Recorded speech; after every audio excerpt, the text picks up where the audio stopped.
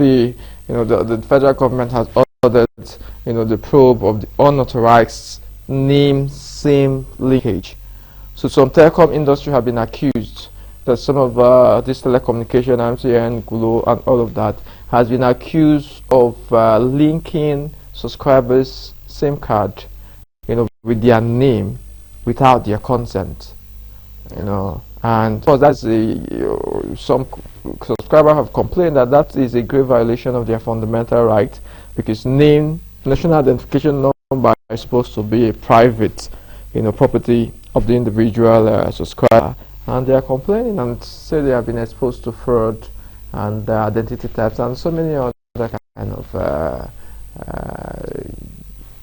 issues surrounding. So what do you have to say, concerning that aspect? And mind you, also have a data protection law which came into force recently, which should ordinarily protect people's data. So what do you say about all of this? Yes, the order given by the president, Bola Tinubu, some few days ago, that an interministerial committee investigates the allegation of unauthorized SIM-NIN linkage. And of course, that committee, headed by Nuhu Ribado, is already running with that mandate. And it is clear that, one, in line with what the president has said, it is wrong, it is illegal, it's unconstitutional for the telecom operators to go ahead and start linking people's SIM with NIN without their consent. And if you listen to what has been going on in recent times, you'll discover that some people even allege that people like and complain that when they try to dial one particular number, they will see their numbers, their SIM cards, with about 4 different NIN numbers. And that causes a lot of confusion. NIN number that is not their own NIN. Of course, one person has only one NIN. So when you now find out that you have 4 other NIN numbers attached to your SIM card, it becomes a problem. And it is high time Nigeria and Nigerians get it right. Nigerians have been surveyed since about 2020 till now at different periods of time, trying to go to, do your proper documentation as regards your NIN as well as SIM card. And the threats of disconnecting people whose whose SIM is linked with their NIN and all those things, Nigerians have been subject to so much stress over the years. The question is, when will we get it right? First, the issue of national identification number is something that applies to an individual, is the number by which an individual is identified. In other jurisdictions, especially in America, in Canada, in the UK, and so on, with your NIN, you do virtually everything. You can make your purchases, whatever things you want to do, and with it you are identified. At the press of a button, everything concerning you appears. But here in Nigeria, we've had one national identity card before. Later, another one, I understand, another one is still in the offing for Nigerians to do. Why is identification an issue? And why is and the telecom operators, why are some of them trying to link? Even if you look at the telecoms industry, you know that there are people who perpetrate crimes, kidnapping, extortion, all sorts of crimes. And these people, when they kidnap victims, they still make calls. Till today, we have not heard that any of these perpetrators was arrested because of the use of SIM to identify such a person. There are people that register their SIM with strange names. So it is high time that the telecom operators get it right. Of course, they do not have the right to start this linkage. And of course, the committee the president set up will finish the assignment and submit and find out if actually some of them have gone ahead without authorization to do linkage of NIN and SIM. Okay, how important is this national? Because I understand that in other jurisdictions, for instance, in the United States of America, what we call the NIN is what they refer to as the Social Security number. Yes. That's the SSN. That's the same thing here. Yes. That's the Social Security number. Yes. And every citizen must have. In fact, it's almost as if it is your life history. It's Everything like your DNA. Is it like your DNA, your credit score, everything, your bank history, everything is embedded. Yes. In your Social Security number. Yes. That is what you use to assess grant, but virtually is what you use virtually. So that's particular number is so important. Yes. So how come the telecom numbers, the mobile operators, how do they even are able to have access, to this national sensitive information? Because it's virtually the information of the citizens. It carries their biodata. People are traced before you do any banking. You're expected to submit your national identification number. Before you even own a line, you're supposed to have a national identification number. So it's virtually so how are the telecom operators? How do they even gain access, to this national without the subscriber himself providing it to them? Are they supposed to have access, a back-end access to the national identification number? Well, I wouldn't be able to tell you precisely how they got the NIN numbers, but what I can tell you precisely is that the NIN numbers are numbers that are peculiar to individuals in Nigeria. And they are numbers that are confidential, highly confidential, because they contain everything about the person's name, the sex, the blood group, the genotype, everything that has to do with the person's identity, even in his address. Of emergency, yes. In the case of an accident or anything, any emergency, that could be used to determine what kind of blood group the victim has that will be used in the case of blood transfusion, in the case of emergency and all those things. So it's something that is peculiar, private, and highly confidential. Now, the essence of having it is for Nigerians to be able to know who is who, is to have proper data and accountability of the people that populate this nation, Nigeria. And then, this number, like we've said, is something that is used in other jurisdictions. Here, there's no hitches. Everybody uses his number. In some place, they call it social security number and other names, but the same thing applies. That's the number by which an individual is identified. So ordinarily, the normal course of the telecom operators are not supposed to have this information at their back end. They are supposed. No. The issue is this. Even if for any reason the customers at any point in time provided that number to them in the course of obtaining a SIM card, they fill the form and provide it there, it is not right for them to go and start doing linkage without the consent of the person concerned. And that's why the president, got alarmed and had to quickly set up a committee to look into that matter. Because what it means is that you are revealing the person's identity in the public domain. So it means that somebody else can use the person's name to register a SIM card. That's what it means. I can use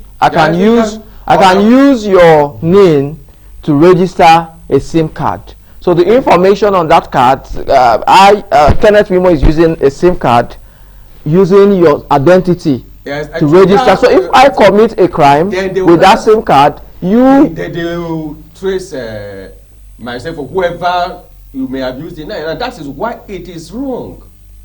That's why it is very wrong. And especially these days when there's a lot of identity theft in the country, And already the government is trying to do everything possible to ensure that there's data protection, which made the Data Protection Act to have seen the light of day. But then the telecom operators must comply with the law.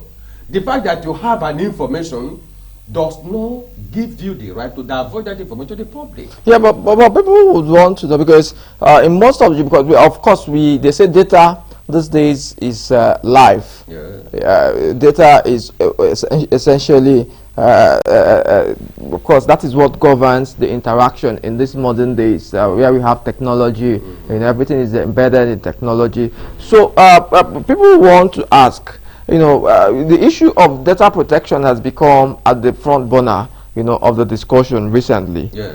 How are people's data protected? Because you go to bank, they ask you to fill this and submit some of these details. You go to some other government establishment, you are expected to submit these details. Yeah. At the end of the day, how are these institutions able to protect the data of their customers? So that, of course, fraudsters will not have unauthorized access. Because we are having people waking up and their bank account is wiped. Yes, their life savings is wiped out. We'll see all of this. We are inundated with all of this thing, and this is as a result of data breach, because somebody somewhere could have authorized their sensitive information and have used it to access their finances. So that brings us to the question: is apart from investigating this particular act, what is the federal government doing in ensuring that perpetrators or people who have access, that's data controllers, that's people who, by nature of the business they do, they have access to people's data. So what mechanism are put in place to ensure that there are stiff penalties, ensure that these data handlers handle this data, properly, so that it doesn't get into the wrong hands? Yes, that is the essence of the Data Protection Act, which is already in place, and that provides that the data of individuals of every Nigerian to be properly protected. But then the question is, with the law in place, what are the persons concerned, the agencies concerned, doing about ensuring compliance with the law?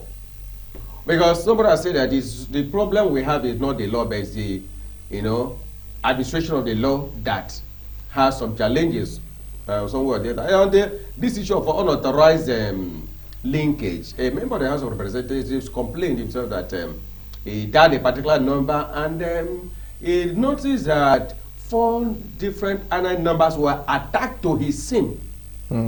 How do you explain that?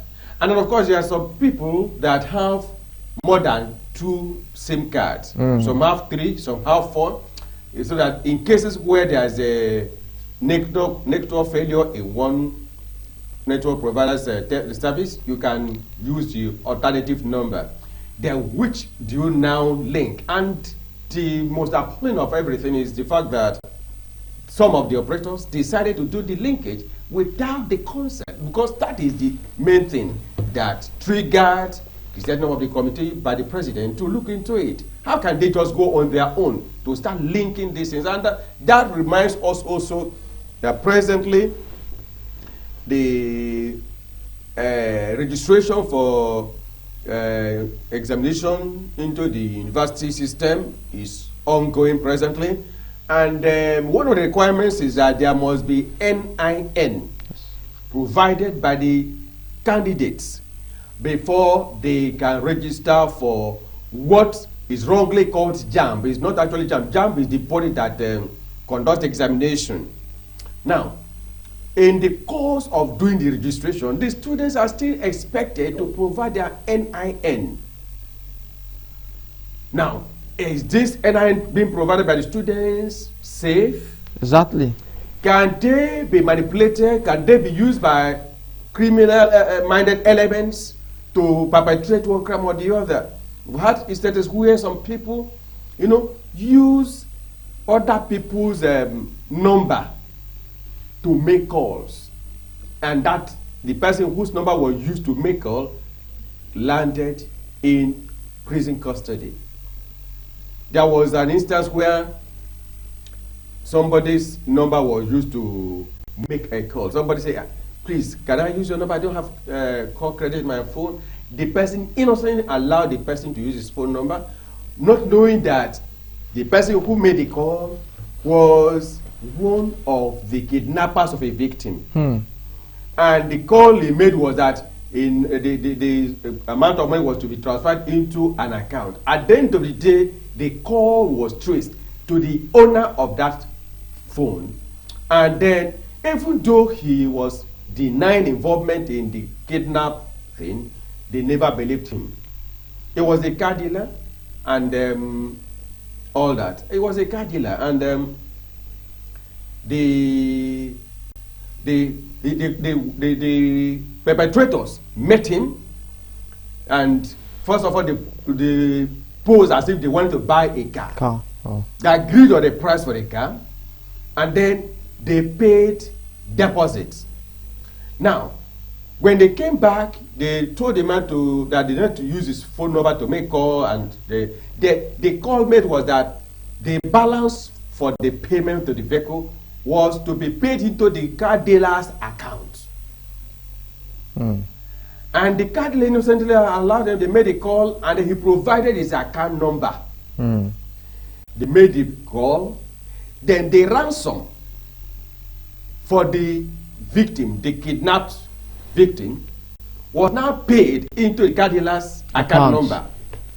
And thereafter, the people now said that they have changed their minds about buying the vehicle, that the man should take out of the money they've paid and release the difference to them. And the man, they were trying to convince them to buy. They say no, they had a emergency, blah blah blah, and eventually he returned the money to a different account provided by those people and retained whatever they asked him to retain. Eventually, the person was released. Police came into the matter, investigated, and found out that that money was paid into a particular account. And that the call was made with a particular number, and the same number of the man into whose account the money was paid was apprehended. He was telling police news about any kidnap. They never believed him. So, identity of individuals is very fundamental, because people can steal other people's identity, can do all sorts of things, and put innocent people into problems that they cannot easily explain how it occurred. And that's why what the president has done is commendable, to investigate through the committee he has set up, who authorized the telecoms linkage of SIM and NIN, and found that those that are culpable, and those culpable should be dealt with according to law.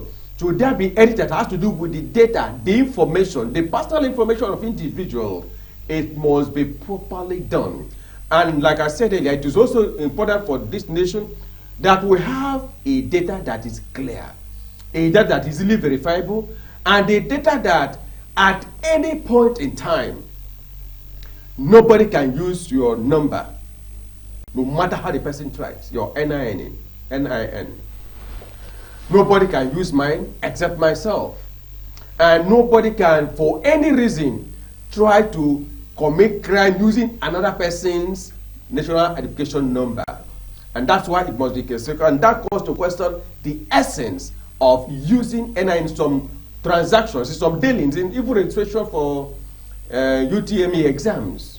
All right. Is it important? Is it necessary? Is it indispensable? All right. Can't it be dispensed with? We'll take a very short break, and when we return, we'll look at, because it seems that some of these data handlers, that's the companies, the banks, and all of this, they do not understand the ramification of exposing their customers' data to third parties. And of course, we'll look at some of the heavy fines that have been paid, by some of these big companies that have violated individual data in the past, to serve as a warning to some of the data handlers, to be able to employ, specialists and modern technology in protecting people's information from being, accessed or even misusing those information. Because you see that these days, you think about buying television, you open your phone, you see that television adverts will start popping up in your listing. You type in Google, before third parties have access. People who are selling television,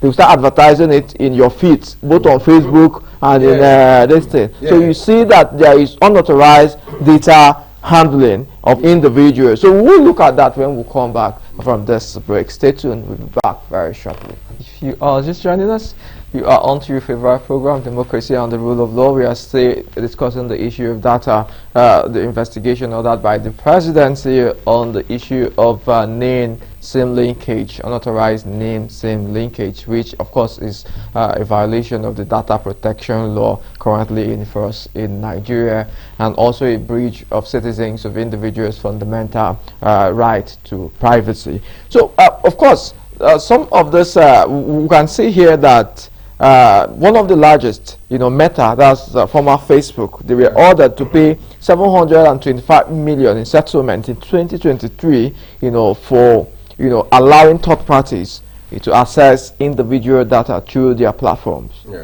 So because even in Nigeria here, we've had WhatsApp was also fined, 223 million, for unauthorized access.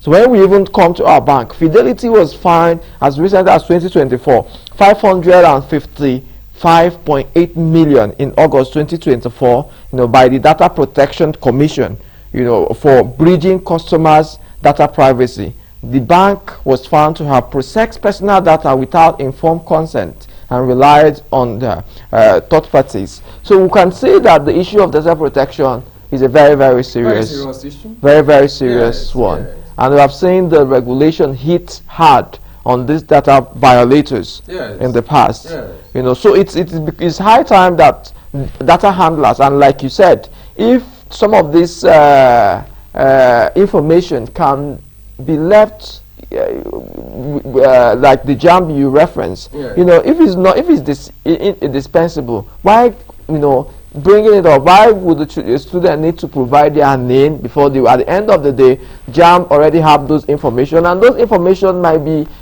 susceptible to third-party access. At the end of the day, you have your data in the bank, your NIN in the bank, your NIN in several places, which can third parties can access. And these days we do almost our lives is lived online. People's words are virtually on their phone, and it can be cleared. Unlike before, where you keep your money cash. You see, the Constitution has given every Nigerian the right to privacy, and it covers your personal information, and your NIN is your personal information. And any violation or evasion of your privacy is actionable. Those affected can go to court. Of course, we've mentioned those that have had the big hammer wielded against them, the Facebook, WhatsApp, and even Fidelity Bank, for unauthorized use of individuals' information. And the money they were made to pay, shows that it is a very grievous matter. It's not something, because you are exposing the person's concern to high risk. Now, the president understood the magnitude and the complexity of what may erupt if individuals have access to the data of others. And that is why the committee has gone ahead to start a detailed investigation into the unauthorized SIM-NIN linkage. And I'm sure, even though the president did not give them a time frame within which to conclude, we know that Rebado and his team will get that done and come up with a report. And of course, the recommendations, I believe, will be properly implemented. And that will serve as a deterrent to others. Because the risk that they are exposing people to is incalculable. So it is a very serious matter, and it is very clear that you cannot do such a thing without the consent of the individual. And it has to be informed consent, not the one that they will just print a form and in tiny letters, write things that people don't even care to read. It has to be informed consent. They get the person to know that the data is to be given out to somebody else, or an organization, or a company or whatever. And those organizations and need to be purpose, mentioned. The Yeah. purpose for which is to be given. And, you know, if the person agrees to it, then having where the incidences, the implications, the consequences, and whatever, it is informed consent. Yeah, because But sorry, I just want to chip in because I've been in an environment where people pay a lot of companies. They pay a lot of money to purchase individuals' information. In fact, to know how much some of these companies around, especially the real estate sector, some of them, in order to target their adverts on those who want to buy their properties, who they want to send newsletters to, they pay some banks, some financial institution to be able to assess the worth of individuals, so that when they send out their flyers, they will target those individuals who are in a certain financial category and possibly get their phone numbers. Obviously, and their email, and send them them straight. You'll be wondering, how did they get my information? And that is, you see, part of it. That's part of it. Now, if the companies pay so much to banks and other institutions to get information about private information of individuals, it is illegal. Even kidnappers use it. They use it to know how the people that they will target for their nefarious activities, so that they can the ransom they will demand. So the issue of data is very important. It exposes people to serious harm. And that is the more reason why it must be taken seriously in this nation. And the committee, I believe, will come out with a good report that will be implemented to save Nigerians the effects of illegal or misuse of their information by unauthorized persons. Because imagine the time that this notorious kidnapper, was on rampage, that was is on trial now. They use people's data to target their victim. So you imagine that you are kidnapped and they tell you that we need 1 billion, and you say you don't have money. They show you your account. Look at, we know that you have 2 billion in your account. We have only requested 1 billion so that you keep 1 billion. Is, how did they get to know that the victim had 2 billion? They got that information from the banking institutions or from whatever source they may have used to get it, and that is clear violation. So people don't feel safe anymore if anybody can tell you things about yourself. So it has to be taken seriously. Seriously. And like I said earlier, the issue of use of NIN should be limited to things that are indispensable. Now, if a student wants to register for any examination, is it compulsory, is it necessary for the person to divulge, to give out the NIN, which has everything about the person? These are questions that need to be answered. Because as far as I'm concerned, you're taking an examination and your result will be released to you with your name in the examination paper, your exam number, and that you get your result. Why must the NIN be included? All right. Why must the end? Of course, NIN should be restricted to things that are indispensable, that you shouldn't be every Dick and Harry demanding for the NIN of people. So